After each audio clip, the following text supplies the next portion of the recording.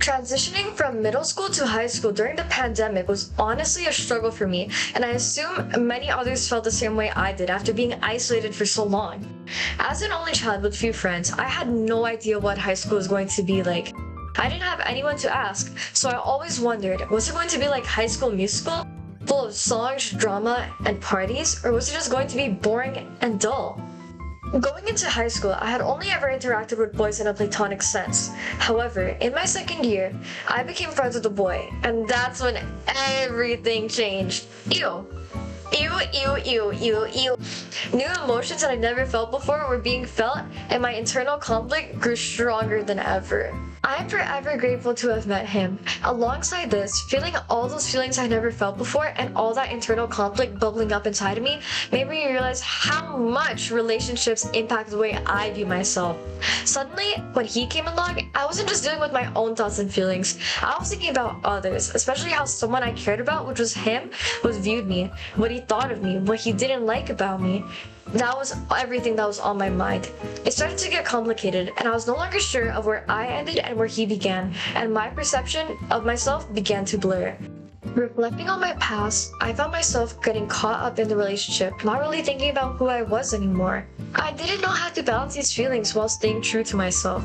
I didn't know if what I was doing was for him or for me. That's when I started to feel the pressure of who I am as a person, or you could say, autonomy. I began to wonder how to maintain myself while navigating these changes and emotions.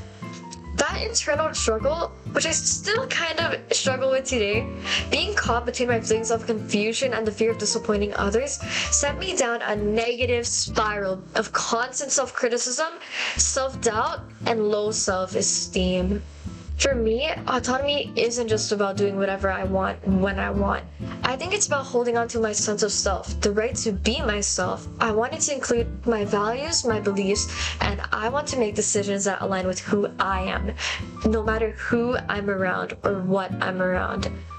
The definition of autonomy says that autonomy is the capacity of an agent to act in accordance with objective morality rather than under the influence of desires.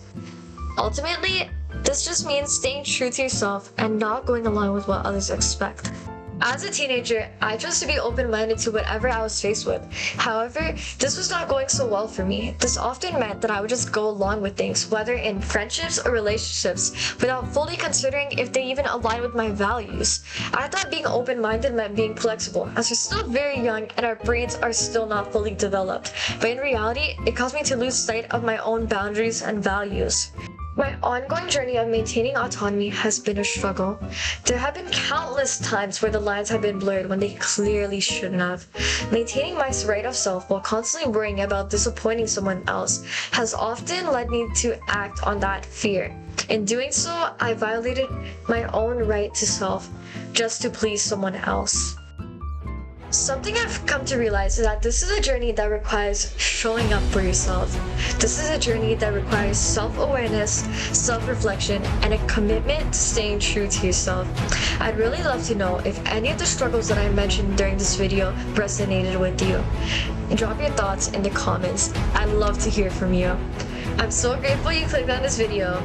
This is Koyoris signing out.